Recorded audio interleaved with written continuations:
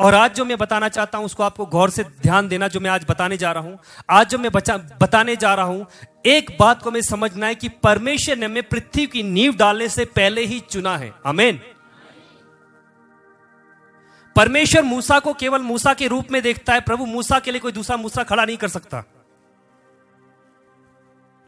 एक मूसा है जिसको परमेश्वर ने पूरी पृथ्वी पर इस्तेमाल किया उसके अपने समय में।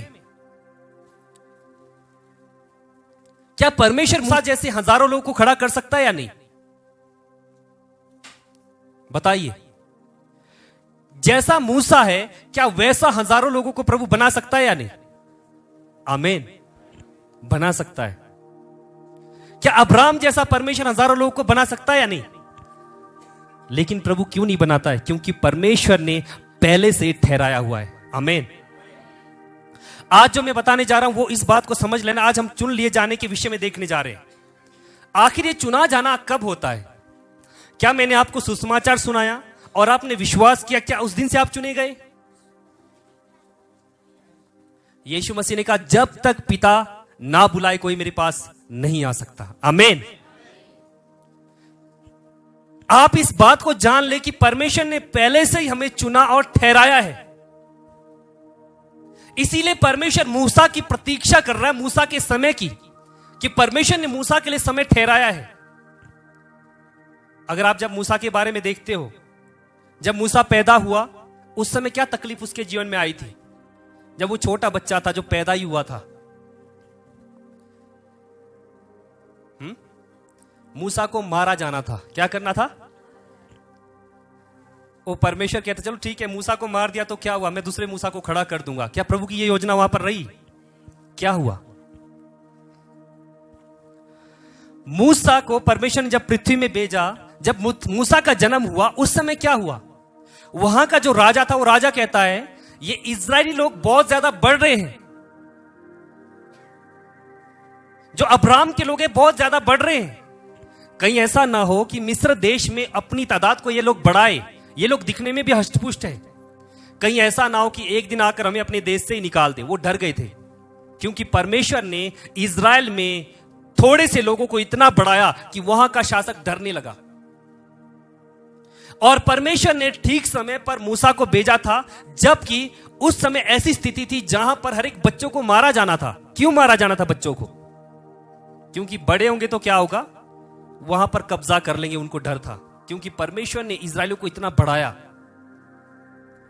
उनके पास शासन नहीं था, उनके पास पावर नहीं था, लेकिन फिर भी परमेश्वर ने उनको हष्टपुष्ट किया। वहां का राजा डर गया कहीं ऐसा ना हो कि एक दिन हमें ही निकाल दे, ये लोग हमारे ऊपर इस देश में शासक ना बन जाए। तो राजा ने क्या कहा, ऐसा करो जितने छोटे बच्चे हैं जो आज अब पैदा हो रहे हैं उन सबको क्या करो, जो लड़के हैं उनको मार दो। लड़कों को सबको मारना है। और मूसा को परमेश्वर ने उसी घड़ी उस समय पर संसार में भेजा था। और मूसा उस समय परमेश्वर यह कह सकता था कि ठीक है मूसा उस समय लोगों को मार रहे तो मूसा को मरने दो, क्योंकि परमेश्वर तो हजारों को खड़ा कर सकता है या नहीं? लेकिन परमेश्वर ने जिसको पहले से ही ठहराया जिस काम के लिए, प्रभु उसी का इस्तेमाल करता है। आमीन। प्रभु को हजारों लोगों से मतलब नहीं है, प्रभु को उसी से मतलब है जो उसका व्यक्ति है, जिसको ठहराया गया है। हम पहले से ही ठहराए जाते हैं। हमारा ठहराया जाना उत्पत्ति से पहले है। इसका मतलब क्या है? हम पहले थे।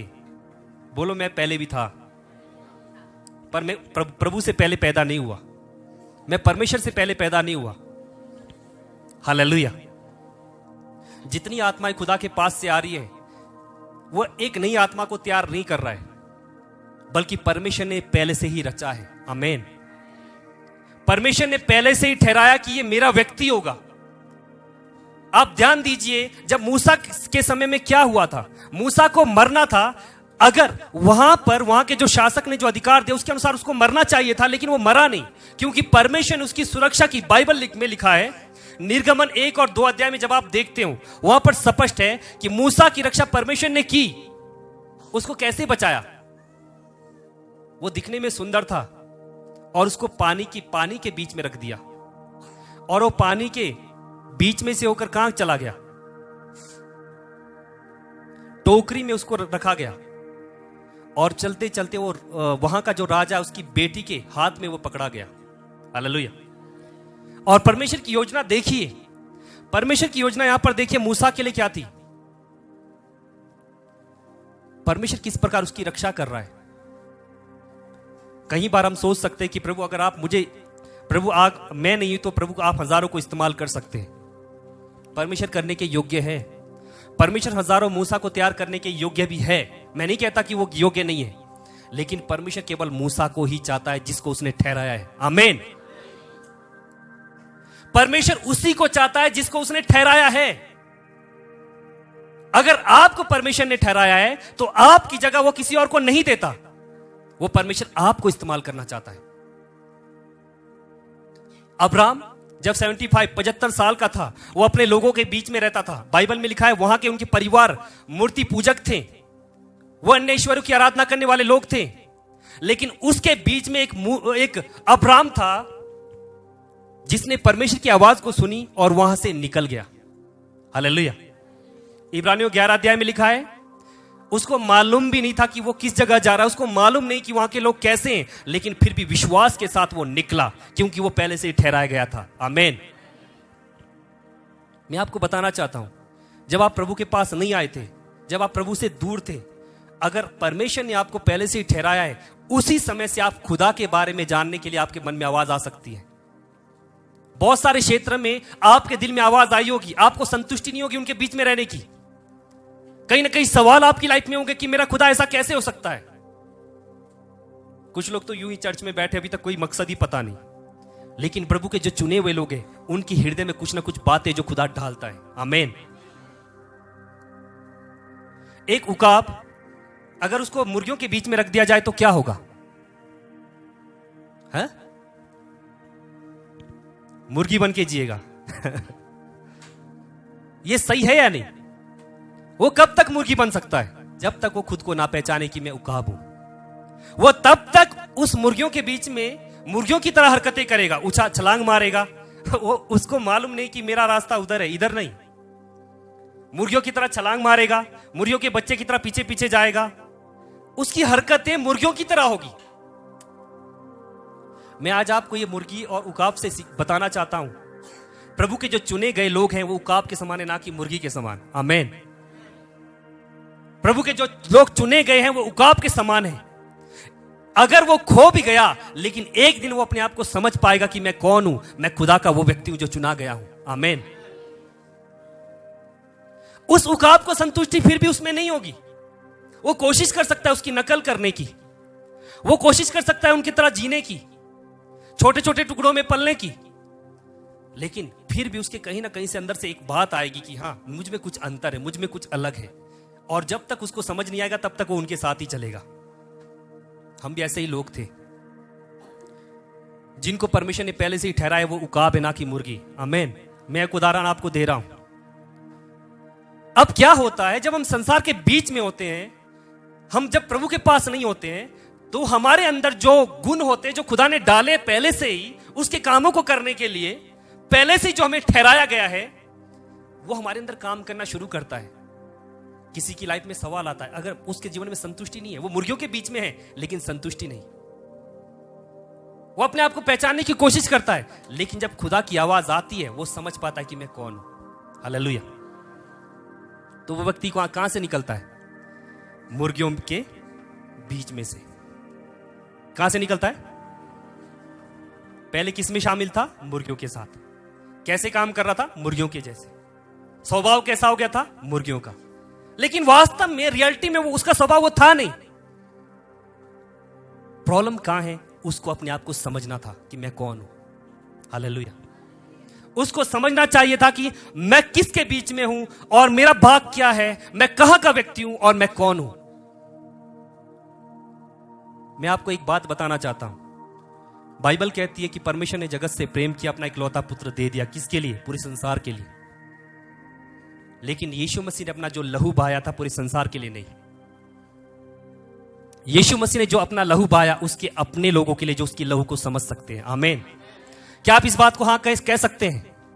क्या इस बात का विश्वास है या फिर डाउट है आपको कि खुदा ने अपना लहू सबके लिए नहीं बहाया, खुदा ने अपना लहू उनके लिए बहाया जो लहू की कदर करते हैं।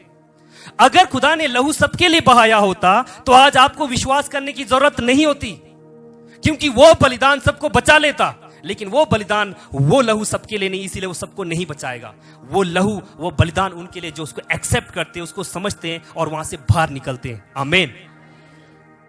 और जब उकाब उसके बीच में होता है, संसार के बीच में है, तो उसकी हरकतें उसकी तरह हो जाती हैं, मुर्गियों की तरह उसकी हरकतें हैं। समझौता हर क्षेत्र में, उनके कानून, उनके तरीके, उनके नियम, वो मेरा भाग नहीं है। उनके जो नियम है वो मेरा भाग नहीं है, लेकिन फिर भी मैं शामिल हो रहा हूं। क्यों? क्योंकि मैंने अपने आप को नहीं पहचाना। उनके जीने का ढंग वो मेरा नहीं है, लेकिन मैं फिर भी शामिल हूं। उकाब के जीने का ढंग और मुर्गियों के जीने के ढंग में क्या अंतर है या नहीं? है या नहीं? क्या सेम अपनी लाइफ को सेम तरीके से जीते हैं? क्या उकाब छोटी छोटी टुकड़े में पलता है? उसका बिल्कुल जीने का ढंग अलग है। हम उकाब की तरह वहां से निकले हैं, और जब हम उकाब, पहली बात, हम संसार में से निकल गए क्योंकि हमने खुद को पहचान लिया कि मैं कौन हूं। लेकिन कुछ लोग चर्च में रहकर भी अभी भी अपने आप को नहीं पहचान पाते, उन बातों में अभी भी फंसे रहते, उनके बीच में भी फंसे। लेकिन क्या होता उकाब के साथ, बताइए? उकाब वहां से निकल गया तो सब कुछ आराम से हो गया? क्या सारी चीजें शालीनता से हो गई? क्या हुआ फिर उसके बाद? उकाब जब वहां से निकलता है, उसको मालूम हो जाता है एक दिन कि मैं यहां का नहीं हूं। उसको मालूम हो जाता है कि मुर्गियां मेरी दोस्त नहीं है। उसको मालूम हो जाता है ये लोग मेरे लोग नहीं है। उसको मालूम होता है कि मैं उनके बीच में अकेला हूं। और वो क्या करेगा? जब अपने आप को समझेगा, उड़ना शुरू करेगा। और जब उड़ना शुरू करता है, उसको तकलीफ होगी, क्योंकि वो पहले की आदत उसकी लाइफ में पड़ी है। अब उसको उस लाइफ को, अपनी आदत को निकालना है, लेकिन उसको निकालने में थोड़ा सा उसको टाइम लग सकता है, लेकिन वो प्रयत्न करेगा, मुझे निकलना है, मुझे निकलना है। और जब वो निकलेगा तो क्या होगा? वो उड़ने लग जाएगा। क्या उसके लिए अब आसान हुआ? क्या उसके लिए अब आसान हुआ? कितने लोगों ने उकाब को आकाश में देखा उड़ते हुए? जब ईगल ऊपर को उड़ता है तो क्या होता है? जब नीचे था उसके स्वभाव में ढल गया था जो मुर्गियां थी। जब वहां से निकल जाता है, उसको समझ आता है कि मैं कौन हूं, और वहां से वो जब निकलने की कोशिश, जब वहां से निकल जाता है तो क्या होता है? और जब वो उड़ना शुरू करता है तो क्या होता है? अब उसके पीछे पीछे कौवे पड़ते हैं। क्या पड़ते हैं? उसको ला दिया गया मुर्गियों के बीच में। अब वहां से वो समझ गया कि मैं यहां का नहीं हूं। अब वो निकल गया कौवों के बीच में। और जब उकाब चलने लगता है तो कौवे उसको परेशान करते हैं। एक कौवा आएगा पीछे से परेशान, इतना छोटा जैसा कौवा, और उकाब को परेशान करता है। और जब उकाब और उड़ेगा तो कौवे उसके पीछे। लेकिन एक बात है जो उसने पहचान लिया, उसने इस बात को जान लिया कि मेरी जगह नीचे नहीं बल्कि ऊपर है, और वो उड़ता रहता है। अगर वो कौवों के साथ लड़ता रहेगा तो क्या होगा? जैसे मुर्गियों के बीच में फंस चुका था, वैसे उसके बीच में फंसेगा। लेकिन आपने उकाब को देखना, वो क्या करता है? कौवे उसको परेशान करते, वो पीछे देखता है, वो बोलता है हाँ आ जाओ आ जाओ। तो कौवे पीछे आते और मारते उसको, वो पीछे देखता है, आ जाओ आ जाओ, कुछ नहीं करता उसको। और जब उसको पता, जब उसकी लिमिटेशन से जब पार हो चला गया, अपने स्थान पर पहुंच गया, कौवे चुपचाप से नीचे आ जाते, क्योंकि उनका स्थान वहीं तक है। हालेलुया। ये कौवे कौन है? मुर्गियां कौन है? संसार के लोग। ये कौवे कौन है फिर? ये कलीसिया के अंदर रहने वाले ऐसे उल्टे सीधे लोग हैं जो प्रभु में बढ़ने से लोगों को रोकते हैं। एक व्यक्ति जब खुदा की ओर बढ़ना चाहता है तो रोकते हैं। जब एक सही डिसीजन लेना चाहता है तो दूसरा व्यक्ति आकर ठोकर का कारण बनता है, परेशान करते हैं। लेकिन जो खुदा के लोग हैं, जो मूसा है, उसने खुदा का एक निर्णय लेकर वो चला। उसने क्या किया? खुदा के काम के लिए निकल पड़ा। हालेलुया। उसने थोड़े दिनों के सुखों को छोड़कर वो चल पड़ा, क्योंकि उसको मालूम था कि मैं यहां का व्यक्ति नहीं हूं। हालेलुया। उसको मालूम था कि मैं यहां का नहीं हूं। अब उसको कैसे समझ आता है? हम भी लोगों के बीच में खो चुके थे। इस बात को याद रखना है कि परमेश्वर चुनाव आज नहीं करता, परमेश्वर ने चुनाव पहले से किया है। आमीन। परमेश्वर चाहे तो मूसा जब राजा मारने वाला था, बच्चों को मारने वाला था, तो मूसा को भी मरने देता। क्योंकि प्रभु के लिए काम कठिन नहीं है। प्रभु दूसरे मूसा को खड़ा करता, किसी दूसरे व्यक्ति को खड़ा करता, लेकिन प्रभु को कौन चाहिए था? प्रभु को कौन चाहिए था? मूसा। कौन चाहिए था प्रभु को? वही व्यक्ति जिसको ठहराया है प्रभु ने, जिसके साथ वाचा बांधी है प्रभु ने, जिसको ठहराया है प्रभु ने, जिसको रखा है जिस काम के लिए प्रभु, उसके लिए उसी व्यक्ति को इस्तेमाल करेगा। चाहे उसकी कंडीशन कैसी भी हो, परिस्थिति कैसी भी हो, लेकिन खुदा उसी को इस्तेमाल करेगा। प्रभु पॉसिबिलिटीज को नहीं देखेगा, प्रभु उपलब्धियों को नहीं देखेगा। प्रभु कहेगा कि तू मेरा है, मैंने तुझी को चुना और मैं तुझे ही इस्तेमाल करूंगा। आमीन। कितनी बड़ी बात है कि खुदा ने केवल मूसा को ही खड़ा किया। कितनी बड़ी बात है कि मूसा को परमेश्वर ने जो काम दिया केवल उसी से काम कराया। इस बात को आपको याद रखना है, इस बात को आपको समझना है कि मेरा स्थान मुर्गियों के बीच में नहीं है और मेरा काम लोगों से लड़ना नहीं है। मेरा काम है ऊपर की ओर उड़ना। आमीन। मेरा काम है अपने सही डेस्टिनेशन को समझना कि मुझे कहां जाना है। कुछ समय के लिए आपको तकलीफ हो सकती है झूठे भविष्यवक्ताओं के द्वारा, झूठे शिक्षकों के द्वारा, बुरे लोगों के द्वारा, जो बस सेवकाई में आगे बढ़ने से रोकते हैं, जो प्रभु में बढ़ने से रोकते हैं। ये जो कौवे हैं आज पूरी दुनिया में फैल चुके हैं। कौवे हजारों भी हो, याद रखना उकाब एक ही होगा जो उस अपनी उड़ान को भरेगा। आमीन। कौवे वो हैं जो प्रभु की ओर बढ़ने से रोकते हैं, झूठी शिक्षाओं को लेकर आते हैं। लेकिन आपको मालूम होना चाहिए कि मेरा स्थान कौन सा है। आपको मालूम होना चाहिए कि मुझे कहां की ओर उड़ना है, क्योंकि आप चुने गए हैं। आमीन। बाइबल कहती है, यूहन्ना उसका 15 अध्याय का 16 वचन पढ़े, क्या लिखा है यहां पर?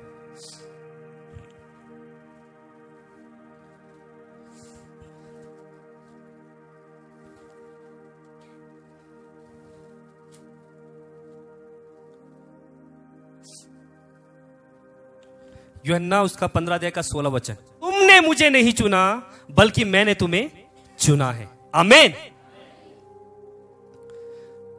क्या आप इस बात से सहमत है कि खुदा ने आपको पहले से ही चुना है? क्या वो चुनाव आज कर रहा है आपकी लाइफ में? क्या परमेश्वर आज देख रहा है कि मैं किसको चुनूं? क्या दाऊद का चुनाव परमेश्वर ने पहले से ही नहीं ठहराया? क्या उसके बारे में पहले ही भविष्यवाणी नहीं हुई? भविष्यवाणी पहले क्यों हुई? क्योंकि उसी के लिए वो समय रखा था। आमीन। परमेश्वर ने हमें पहले से ही ठहराया कि हम उसके काम को करें। परमेश्वर ने पहले से ही ठहराया। इफिसियों उसके एक अध्याय, अगर आप एक अध्याय देखोगे, इफिसियों एक अध्याय का 4 वचन, यहां पर पढ़े क्या लिखा है? इफिसियों उसका एक अध्याय का 4 वचन, जैसा उसने हमें जगत की उत्पत्ति से पहले, बोलो किससे पहले? जगत की उत्पत्ति से पहले अगर हम नहीं होते तो क्या परमेश्वर हमारा चुनाव करता? क्या प्रभु अब एक नए लोग आत्माओं को तैयार कर रहा है? या फिर प्रभु क्या हर दिन एक नई आत्मा को तैयार करके पृथ्वी में भेज रहा है कि जा, ये फेल है, तू पास हो जाएगा? क्या प्रभु इस प्रकार करके संसार में एक नई योजना प्रत्येक दिन बना रहा है? मैं आपको सच कहना चाहता हूं, परमेश्वर ने जितनी भी योजना बनाई है वो आज नहीं है, बल्कि वो पहले बन चुकी है। आमीन। पृथ्वी के अंत तक और दोबारा जो परमेश्वर का राज्य है उस समय तक और अनंत काल तक की सारी योजनाएं पहले ही बन चुकी है। ऐसा नहीं है कि ये व्यक्ति आज पाप कर रहा है तो इसके लिए मैं योजना बनाता हूं नरक में भेजूंगा। परमेश्वर ने योजना बनाई है पहले ही उसके अपने लोगों के लिए कि मेरे लोग, उनको मैं इस्तेमाल करूंगा। आमीन।